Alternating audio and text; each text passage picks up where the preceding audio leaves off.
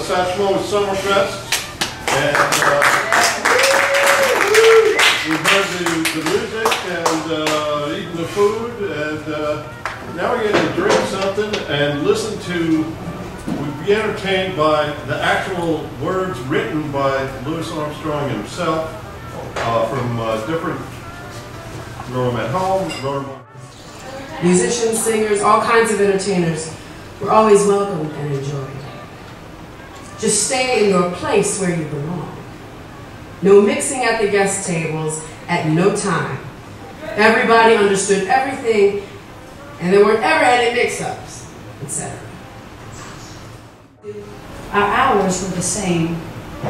There were quite a few gigs and gig bands in those days. In my days, there were 126 gig bands. Wow. And they were all booked up every night in the week. Even when Buddy Petite's band and my band would be on the tailgate advertising for different dances or advertising. One of the things he does is a lot of random words that are capitalized and italicized. So I'm going to do that when I come upon one of those because they're really interesting. I guess this is another one about him giving props to other musicians. Pops giving props. Here is a short rundown of my idea of the choice musicians in my younger days in New Orleans. Also, the cream of the crop at that time. Some of these names are still remembered in our history of jazz, all of them pioneers.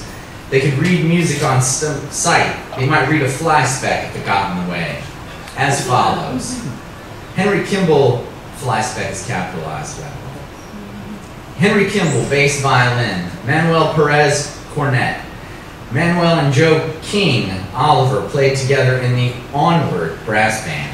Really something to listen to when they played for parades and funerals. They had 12. There, listen to Fate Maribel swing those calliope keys down to a low gravy. And not with the slightest intention or knowledge that I would be featured trumpet player in his famous orchestra. It just goes to show you, it's a small and beautiful world. Getting back to Captain Joe Streckfus, not only was the musicians, waiters, and checkroom folks perked up whenever he was around, but there were his devoted brothers, Mr. Verne, Roy, John. They all also would always really get in there and really do the right thing. There were also Mr. Lax, whom the Streckfus boys raised. He was first mate, and a darn good one. That was in my head, that someday I will be the king of the Zulus, my lifelong ambition, and there, bless my land, I won in the year 1949. Wow, what a wonderful feeling I had. The night before the Mardi Gras parade, we, my band, the All-Stars, played for a dance in New Iberia, Louisiana. That was the last time we all saw the great trumpet man, Bunk Johnson. Bunk came to the dance, he always does. Whenever he saw the name Louis Armstrong in the lights of the marquee, or just a plain old sign, it's a boogie woogie. The man and I kill him when he said to me, Satch, P.S. That's an abbreviation for Satchmo. The English people gave me that name Satchmo because they thought I had more mouth. Getting back to our boy, the mayor of New Orleans, when he said Satchmo, I read in the Times where you said, all the cats would be blowing, even the second line. They'd play Panama or something like that, and the second line would applaud. And Joe was really blowing. He'd go way up there, you know, like on that last chorus of High Society. If you've ever heard us play it, that's Joe Oliver, up and down, note for note. I wouldn't change that solo. By the time I arrived in San Francisco, California, this colored boy read about my new name. All he did was shake my hand saying, hello, sacred face.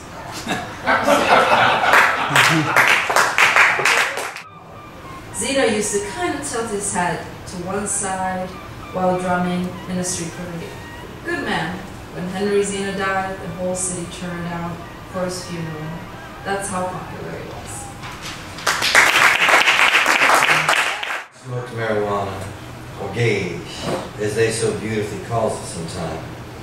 It was a couple of years after I had left Fletcher Henderson's orchestra, playing at the Roseland in New York, and returned to Chicago. It was actually in Chicago when I first picked up my first stick of gauge, and I'm telling you, I had myself a ball. That's why it really puzzles me to see marijuana connected with narcotics, dope and all that kind of crap. It actually is a shame. I was 26 years old then, and it never did impress me as dope. Because my mother and her church sisters used to go out by the railroad track and pick baskets full of pepper grass, dandelions, lots of weeds similar to Gage, and they would bring it to their homes, get a big fat slice of salt meat, and make one of the most delicious pots of greens anyone would want to smack their lips on. Physically, too. So, tales told. Tell all the fans, all the musicians, I love them madly. Swiss Chris Leors, Louis Armstrong, Sanchez. Thank you, John Swenson, for hosting this beautiful event.